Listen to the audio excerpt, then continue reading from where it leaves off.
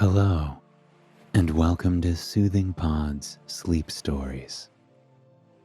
My name is Arif, and tonight I will be your guide as we embark on a journey to ancient Greece to hear the story of Theseus, the mythical king and founder of Athens, as he embarks on several quests across the beautiful countryside and through the ancient cities of this breathtaking region of the world. Before we begin, however, let us take a moment to unwind and find peace in the space that we are in, here and now. Close your eyes and allow your body to sink into the mattress beneath you. Notice the points where your body is in contact with the bed, how your legs are cradled by the soft, plush mattress, how your hips and torso are supported and embraced by this cozy little oasis. Notice how it feels to finally be at rest after a long day. There are no expectations or obligations here. By simply listening to the sound of my voice and coming on this journey with me, you are drifting into slow relaxation.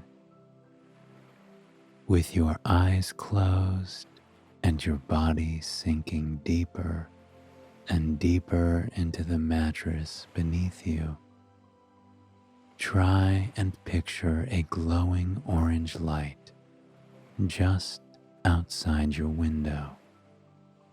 It is an orb that glistens and shimmers, illuminating everything around it in its soft, warm light. It will light up whatever it is outside your window. Perhaps a tree, or a bush, or a car, or even just the cool night air. Picture in your mind as the orb gently taps against your window. It lets out a soft tink as it does so, like a courteous knock from a kind old friend. The window magically opens, and with it comes a cool night breeze that brushes against your legs, making the blankets around you somehow feel even warmer and more inviting. The orb floats into the room gently on the breeze, illuminating the walls, ceiling, and floor in that comforting, warm light. Picture it lighting up the items on your nightstand or TV stand, casting beautiful little shadows on the wall. But then, you notice something peculiar about the orb, something interesting. Every time you breathe in, the orb grows a bit larger. It goes from being the size of a cupcake to the size of a large, round watermelon. And when you breathe out, the orb becomes smaller, shrinking back down to the size of the cupcake. Watch for a moment as you breathe in and the orb grows. And breathe out and it shrinks. As you breathe in and the orb grows, and breathe out and it shrinks. As you breathe in and the orb grows, and breathe out and it shrinks. Slowly, The orb lowers down toward your body. With it, it brings a warmth that radiates from its core, like a hot heating pad or a gentle, crackling bonfire. The orb glides down to your legs, hovering just over them. Feel as that light and warmth splashes against your legs, causing them to relax more and more. Feel as the orb melts away any tension that you've been carrying with you. Your legs sink deeper and deeper into the mattress now, completely and totally relaxed. Then, the orb slowly travels up your body. It hovers just above your stomach and slowly lowers. Feel its warmth as it releases and soothes any discomfort you've been carrying in your stomach or abdomen. You're no longer carrying any nervousness or tension there. All your muscles are completely at ease. Then the orb continues up to your upper torso, covering your arms as well. As the orb lowers, feel your hands relaxing. Feel as your lungs expand, allowing more and more nourishing air into your body. Your breaths are now long and deep and fulfilling, bringing you even more comfort and peace. And finally, watch as the orb travels up to your head and neck. This time, as it lowers, it's not just releasing the tension in your shoulders, allowing them to fall away from your ears and relax. It is calming your mind. Feel as it unwinds any heavy thoughts in your brain and lays them out flat for you, allowing you to manage them with ease. Feel your jaw relax and the muscles around your ears calm. Then, as slowly as it drifted into the room, watch as the orb drifts off. It heads back toward the window, illuminating the walls, ceiling, and floors as it moves.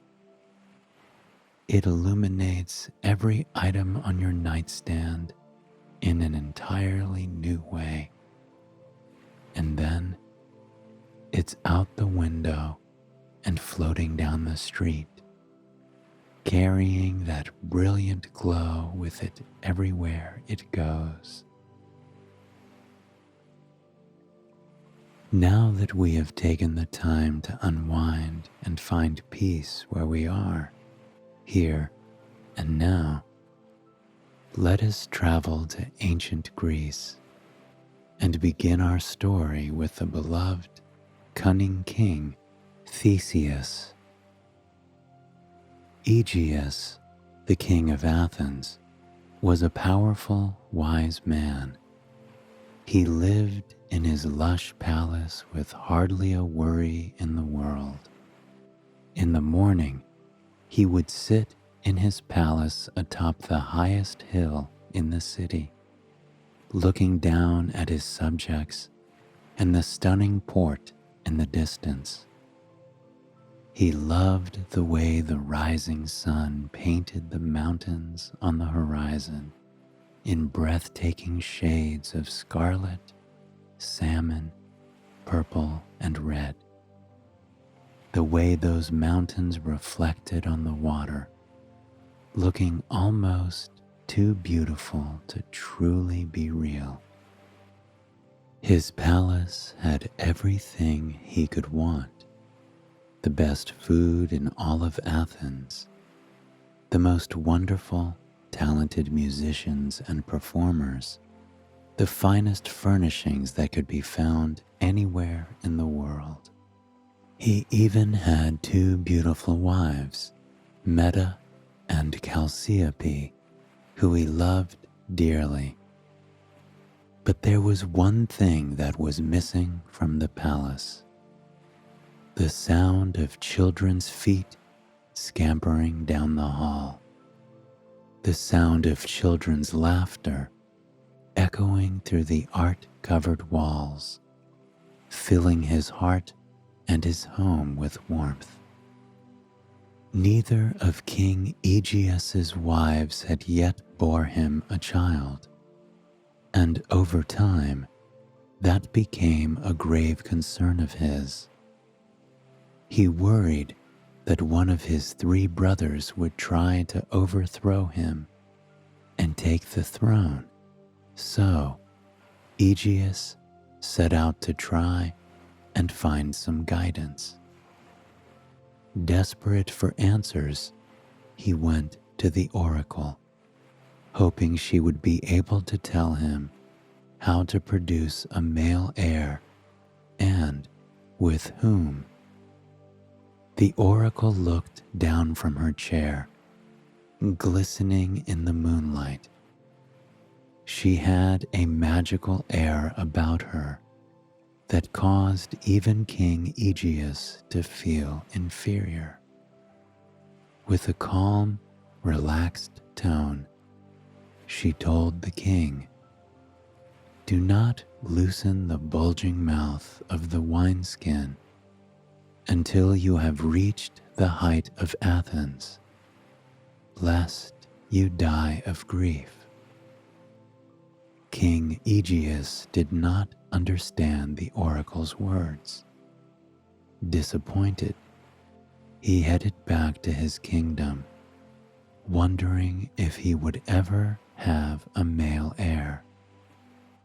On the way back to Athens, he decided to stop at Treason and consult King Pythius, hoping that he may be able to decipher the message from the oracle.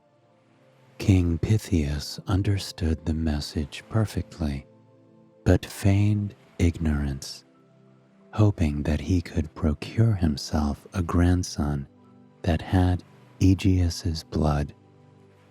He gave King Aegeus some wine to drink, and then introduced him to his daughter Aethra. They spent the night dancing and drinking, and sitting under the stars and moon together. And eventually, as the moon sailed toward the distant horizon, the two lay together. In her dream, Aethra received instructions from the goddess Athena to immediately go to the nearby island of Spheria. So she left the sleeping Aegeus and waded across to the island. When she arrived, the mighty god Poseidon enchanted her and spent the night with her. So, when she later discovered she was pregnant, she didn't know who the father was. Was he a god or was he a king? Aegeus had worried something like this might happen. So, before he left Treason, he hid his sword and a pair of his sandals beneath a great boulder. He went to Aethra and told her that if she bore a son, he could, when he reached adulthood, try and lift the boulder to retrieve the sword and sandals. If he managed to get the sword and sandals, then Aegeus would know he was truly his son. and he would be the future king of Athens. When Aethra gave birth to her son, Theseus, it was undeniable that he was the son of someone important. He was the most beautiful child anyone in Treason had ever seen. He had a happy upbringing full of love, but it was clear from the beginning that Theseus was unlike his peers. One day, when Hercules came to visit and took off his lion belt before sitting at the table, all the children were alarmed, except for Theseus, who grabbed a heavy axe and swung it at the pelt, thinking it was a real lion. When he came of age, Aethra did as Aegeus had instructed. She brought her son to the boulder and told him that if he could lift the boulder and retrieve the sandals and sword, then he was to be the king of Athens. With ease, Theseus lifted the heavy boulder. Dust and pebbles rained down on him as he hoisted it over his head. When he pulled the sword into his hands and slipped on the sandals, he truly knew his identity. And not just that, he knew his destiny as well. Theseus set off on the road to Athens, which was not an easy route by any stretch of the imagination. His mother begged him to take a ship and sail over the sea to avoid the dangers that the wilderness around Athens held, but Theseus refused. He believed that to be king, he had to prove himself as a hero, or no one would respect him. He embraced the dangers that lay ahead, for he knew that he could handle them with ease, even if no one else could. And so, Theseus set out on foot in the sandals that his father had left for him before he was even born. The road ahead of him was, indeed, full of danger, but it was nothing that Theseus couldn't handle. As he walked through a peaceful glade in the forest, surrounded by the beautiful symphony of singing birds, Theseus felt at ease. He had never been this far from home before, but encountering a countryside this breathtaking made him feel as though he were at home. He listened to the sound of the chirping birds, the calls of frogs enjoying lazy days on lily pads floating on the glassy pond. But then he heard another peculiar sound, a loud thump, thump, thump. Theseus knew exactly who it was before he even entered the glade. Periphetes was a legendary figure he had heard about since his childhood, a powerful warrior with the bronze club. Periphetes took out anyone that dared to come near him. He had never been outsmarted and never lost a battle. But that would end on that beautiful, sunny afternoon with Theseus. Before Periphetes could even realize what was happening, Theseus snagged the bronze club from him. He defeated Periphetes with his own weapon and went on his way, deciding that the club would be a useful weapon on the rest of his journey, indeed. But it didn't stop there for Theseus. He defeated several rivals using their own methods. He took care of Ceres, the pine bender, who killed people by tying them to trees. Then he found himself on a stunning rocky road that wound along towery cliffs in Corinth. There, once more, Theseus felt at ease. He watched as seabirds swooped overhead and down into the waves.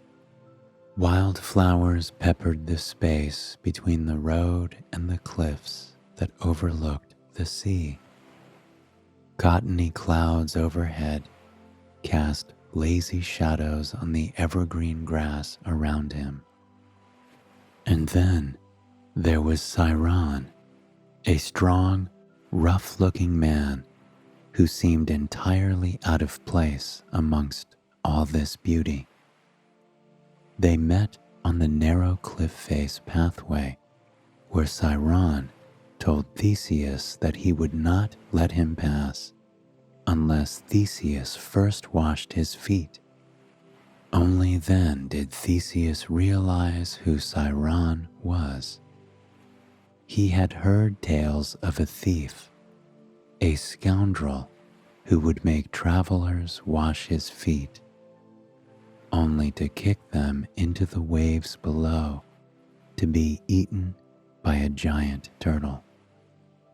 But Theseus didn't want Chiron to know that he was onto him, so Theseus knelt before Chiron and took his foot as if to wash it. But instead of washing it, Theseus hoisted Chiron over his head and tossed him into the waves below, sending him to meet the fate that he had intended for Theseus. After defeating Chiron, Theseus continued along the dangerous route to Athens. Every single rival that he came upon, he was able to overpower or outsmart with ease. And not only was he protecting himself, but he was bringing peace for any travelers that would walk the once troubled road behind him. When he arrived in Athens, he thought he would be seen as a hero, the heir to the throne who was finally coming to take his rightful place. However, that was not the case. Theseus didn't reveal his identity to his father when he arrived at the palace, so his father had no clue who this young warrior truly was. But Medea, one of his father's wives, knew instantly who Theseus was. She had a son from a previous marriage that she hoped would ascend to the throne. So instead of welcoming Theseus and greeting him with kindness, she told him he needed to prove his worth. To achieve this, she ordered him to capture the Marathonian bull, which was once captured by Hercules and later let loose around Marathon. She believed it to be an impossible task, but few things were impossible for Theseus. He set off to Marathon, where the bull had been terrorizing locals and causing havoc for several years. With ease, Theseus was able to capture and conquer the bull. The people of Marathon celebrated Theseus as a hero, and he relished in the glory of not only saving the people, but proving his worth yet again. When Theseus returned to Athens to tell Medea and his father that he had conquered the bull, his father was pleased. Medea, on the other hand, was far from it. She proposed a toast, giving Theseus a poisoned chalice. But just as Theseus was about to drink from the cup, his father recognized the sandals and the sword he was carrying and realized who he was. He knocked the chalice from Theseus's hands and embraced his son, welcoming him home. Medea fled the palace, never to return. Finally, Theseus was where he belonged in Athens. And though living in Athens was glorious, it was not easy. Many people wanted to kill Theseus for a chance to ascend to the throne. And there was one other problem, a problem that Theseus could and would not stand for. King Minos of Crete had once sent his most beloved son, Androgeus, to take part in the Panathenaic Games that were held every 4 years in Athens. Androgeus soon became a crowd favorite, which angered Pallantides, the sons of King Aegeus's younger brother. Pallantides killed Androgeus, devastating King Minos. As a result, King Minos ordered that every great year, which occurred after every 7 cycles on the solar calendar, King Aegeus was to send his 7 most courageous men and 7 most beautiful women to be thrown into the labyrinth in Crete and destroyed by the Minotaur. Theseus disapproved of this horrible ritual. He wanted to protect the people of Athens, and so he set out himself to defeat the Minotaur and put an end to the madness. When he landed on the stunning shores of Crete, there was a woman sitting on the dock, twirling her feet in the cool water below. Her name was Ariadne, and she was the most beautiful woman in all of Crete. She was also the daughter of King Minos, the man who had cursed so many people of Athens to their horrible fate. But when their eyes met for the first time, nothing else mattered. Where they were from and who their parents were was lost in the wind. All Ariadne could do was stare up at Theseus. Her heart pounded as she admired his deep, honey amber eyes. Her eyes traced along his sharp jaw and journeyed down to his muscles, which shimmered in the light of the slowly setting sun.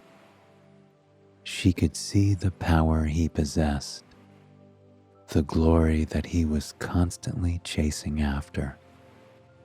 She was mesmerized by him, and Theseus felt the same. So rarely did he have time to stop and truly see the people around him. But with Ariadne, it was impossible not to. She twirled her feet in the water and looked out over the sunset with such a calm, peaceful energy. It nearly made Theseus forget why he had come here in the first place. They walked toward one another as if they were drawn by a powerful enchantment.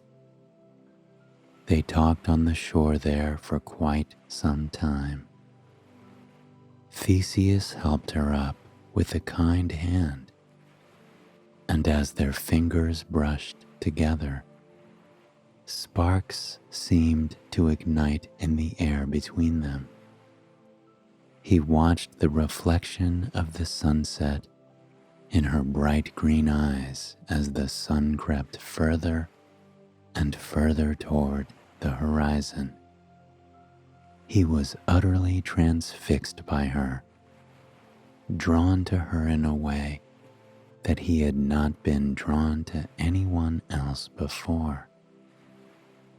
Their conversation lasted for quite some time, and when Theseus finally revealed why he had come to Crete, Ariadne was overcome with a wave of worry. She knew how fearsome the Minotaur was, and even if Theseus defeated the Minotaur, he would surely be lost in the labyrinth that had been masterfully created by Daedalus. Wanting the man she was falling for to escape the labyrinth, Ariadne went to Daedalus, hoping to discover the secret of his maze. She spoke to him for hours next to a crackling fire, desperate to get an answer out of him somehow, some way. Finally, Daedalus gave in. He could see the resilience of Ariadne and the strength of her love for Theseus. He told Ariadne that one could escape his ever-changing maze if they brought a thread and made a trail behind them, which they could then follow back out when needed. Ariadne was overjoyed with this news. She hurried to the side of Theseus and gave him a large spool of red thread. As she placed it in his hands, her eyes locked with his. She knew that this thread would keep him safe and would bring him back to her. She told Theseus to lay a trail of thread behind him as he made his way to the center of the maze. Theseus thanked Ariadne profusely. Even someone as wise as him would not have thought such a simple trick could be the difference between surviving the maze and not. And so, Ariadne led Theseus to the maze. Despite where they were going, it was a light-hearted journey together. Both of them were so grateful to have found one another that the weight of what lay ahead was nowhere to be found. When they finally reached the stone edge of the impossibly tall maze, Ariadne patted the thread in Theseus's hands. She smiled at him, making him promise to come back, and wishing him luck in defeating the Minotaur. Theseus looked into Ariadne's beautiful eyes and promised that if he came out, he would take Ariadne away with him to spend their lives together. With that sweet promise, Theseus looked upon the maze. He took a deep breath and entered, dropping the scarlet thread behind him so he could find his way back when the time finally came. Walking through the maze was a challenging ordeal. The stone corridors seemed endless, and the sky overhead was a hazy gray. But Theseus did not despair. He knew that he had Ariadne waiting for him on the other side, and he knew that by doing this, he was protecting his people. No more would the great people of Athens be sacrificed for the anger of one king. He walked deeper and deeper still into the winding maze, until finally he found himself approaching a large atrium. And lying there in the middle, curled up fast asleep, was none other than the fearsome Minotaur. Theseus thought he had the best luck out of any of the warriors. The Minotaur was asleep, an easy target. But the moment he stepped into the atrium, the Minotaur awakened. He snapped to his feet, towering over Theseus. Theseus tightened his grip on his club and the sword his father had given him all those years ago. The battle was fierce yet short. Theseus glided around the Minotaur with ease and grace, allowing him to get out without a single scrape. Finally, he knocked the Minotaur to the ground, defeating him. In that single powerful strike, the future of Athens' maidens and warriors was secured. They were safe. With the Minotaur defeated, Theseus could set out to achieve his next goal. He could take the beautiful Ariadne as his wife. He tugged on the red string with a faint smile on his face, knowing that soon she would be in his arms. The journey to get out of the labyrinth somehow seemed longer than the journey in. All Theseus could think about was Ariadne waiting on the other side, probably praying for his safe return. The red thread slid through his fingers as he wound it in over and over, making good progress through the maze. In all the gray and darkness of the maze, there was that bright red thread of hope. That thread that reminded him why he had done this in the first place, so that all the people who would have been sacrificed to Crete would be able to remain with their loved ones, so no one would lose their Ariadne. Finally, he felt a cool breeze wash over him. He knew the exit of the maze must be close. He picked up the pace, allowing the emotions inside him to guide him more and more, until finally he emerged into the dawn of the day. The smell of wildflowers and cypress trees and the fresh, beautiful ocean washed over him immediately. And then, before he even saw her, he felt Ariadne's arms around him. She giggled with glee as she hugged her beloved, holding him tightly as if she never wanted to let go. Theseus kissed her forehead and looked at her with a warm smile. He promised her that now they would be wed, just as he had said before he entered the maze. After all this, they could be together. Neither of them could wait for the wedding. And so they didn't. Theseus took Ariadne by the hand and led her back to the camp they had established, where all the other Athenians awaited them.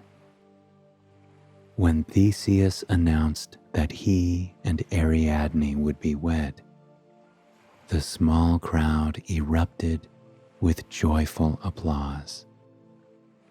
They were thrilled to see their hero in love with someone like Ariadne. As the sun rose around them, painting the sea behind them in a watercolor of pinks, oranges, reds, purples, and yellows, Theseus and Ariadne took one another by the hands. They stared deeply into one another's eyes as their vows were read before the gods. Standing there, they thought about how truly strange fate is, how just a few short days ago they hadn't known one another, how their kingdoms had detested one another, and now here they were, hand in hand, telling anyone that would listen about the love they had for one another. And, indeed, they truly had a lot of love for one another. I hope you have enjoyed this story, and it has brought you a night of peaceful, relaxing sleep. Remember that any time you are struggling, you can follow this red thread to a night of rest. Please join us again tomorrow night for another sleep story. Until then, sweet dreams.